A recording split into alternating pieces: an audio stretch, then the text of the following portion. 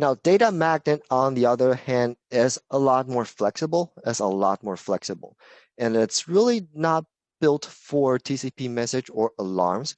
Rather, it's mostly built for integration with other systems. So there are a lot more protocols. So there's TCP, there's HTTP, and we also support secured HTTP. Now, TCP can be self-defined port, HTTP is 3454, and HTTPS is 3443. Now, one thing when we talk about integration with third-party system is the peak value or the threshold of the system. For example, if we are looking at an access control system inside a factory, for example, okay, then the rush hour could be a limit of 20 minutes. Every day at 4:30, all the workers in the production line will rush out in 10 minutes. I knew that because I grew up in a factory, because my dad works there. So within like 10 minutes, 15 minutes, all the workers will rush out at the same time. You get a peak value at those 10 minutes alone.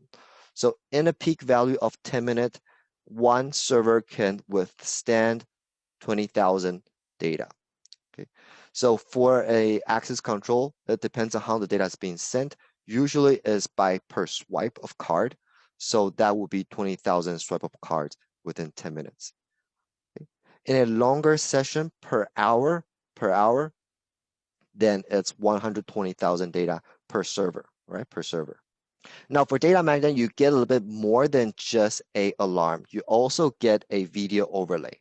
So this would be a good feature, for example, for access control. So you get the name, the group, timestamp, data source. Now these columns or these attributes can be customized depending on what the client want to display. All right, these can be customized, so it's not fixed. These are not fixed. Okay. You also get a pop-up alarm. Now the way that works is also similar to TCP trigger. So data magnet alarm basically is looking for specific text. For example, if the information is sent from the access control system, we'll look for specific words such as blacklist. Okay, then based on those specific text, we can trigger a alarm. And lastly, of course, we want to be able to search through all the bunch of data. Okay, and that's the search function. Now, in some cases, that if 20,000 or per 10 minutes or 120,000 per 10 minutes is not enough, then we can load balance. We can load balance that.